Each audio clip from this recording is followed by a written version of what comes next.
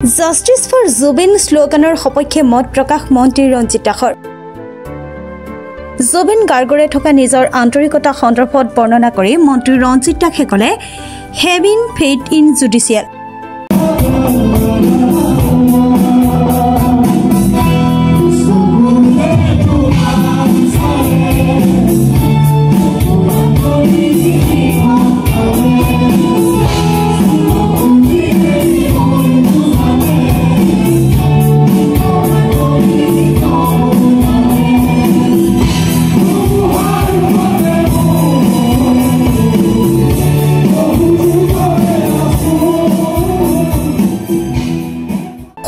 জুবিন ক্ষেত্ৰৰ এছপি সন্দৰ্ভত মুখ্যমন্ত্ৰীক সমৰ্থন ৰঞ্জিত দাসৰ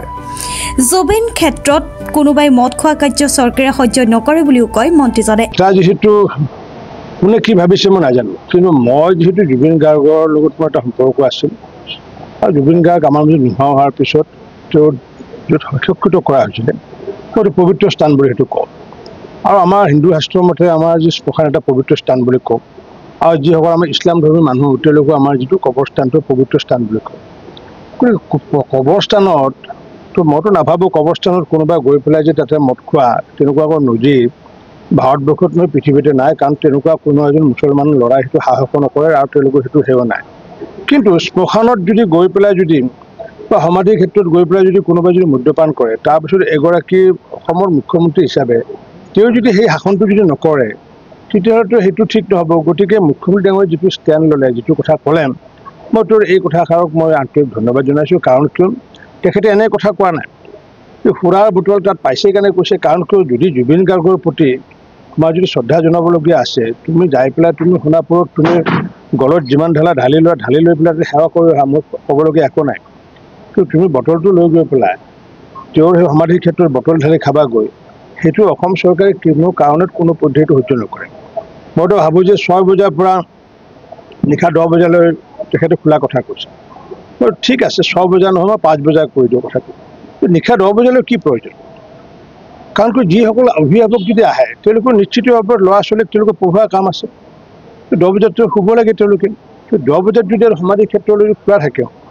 মই ভাবোঁ যে সমাধিৰ ক্ষেত্ৰ আচলতে সন্ধিয়া 6 বজাৰ পিছত বন্ধ হ'ব লাগে কাৰণ সমাধিৰ ক্ষেত্ৰত সন্মান যিসকলে জনায় আজিতো নামঘৰসমূহ আছে মছজিদসমূহ আছে ৰাতিটো গৈ পেলাইতো কোনোতো আমিতো মন্দিৰ খুলি পেলাইতো আমিতো সেৱা নকৰোঁ যে নিৰ্ধাৰিত সময় আছে যেতিয়া গেট খুলি তেতিয়া সেৱা কৰোঁ গতিকে সেইটো যিহেতু আমি মন্দিৰ বুলি ভাবোঁ সংগীতৰ মন্দিৰ বুলি ভাবোঁ জুবিন গাৰ্গক যিহেতু আমি অত্যন্ত ভাল পাওঁ নিৰ্ধাৰিত সময়ৰ ভিতৰত সেইটো তাত যাব লাগে মানুহ নিৰ্ধাৰিত সময়ৰ আগতে খুলি আহিব লাগে ভাৰতৰ যিমান মিউজিয়াম আছে ভাৰতৰ যিমানবোৰ সংৰক্ষিত স্থান আছে যিমানবোৰ কীৰ্তিচিহ্ন আছে সকলো কীৰ্তিচিহ্নতে ক'তো ৰাতি মানে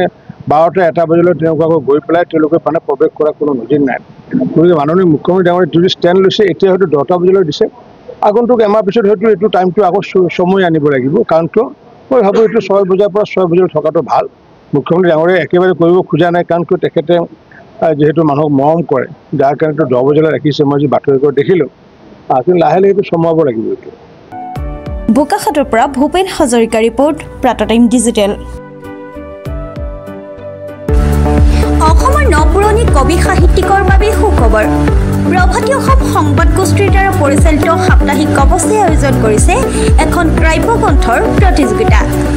সগৌৰৱেৰে 30টা বৰ্ষত খোজ থোৱা অসমীয়া সাপ্তাহিক কবচ কাকতখনৰ উদ্যোগত কাব্যগ্ৰন্থ প্ৰতিযোগিতাৰ আয়োজন কৰা হৈছে 2022 চনৰ পৰা বৰ্তমানলৈ প্ৰকাশিত অসমীয়া কাব্যগ্ৰন্থ দুকপিৰ লগতে লেখকৰ সম্পূৰ্ণ নাম ঠিকনা সঠিককৈ লিখি অহা 30টা মেম্বৰৰ ভিতৰত তলত দিয়া ঠিকনাত ডাকযোগে পঠাব পাৰিব আমাৰ ঠিকনা সাপ্তাহিক কবচ প্ৰভাতী অসম সংবাদ গোষ্ঠী বিজয়নগৰ ডাকঘৰৰ সমীপত কলিতা মাৰ্কেট 3য় মহলা জিলা কামৰূপ অসম 781122 মোবাইল নম্বৰ হৈছে 9435114666 অথবা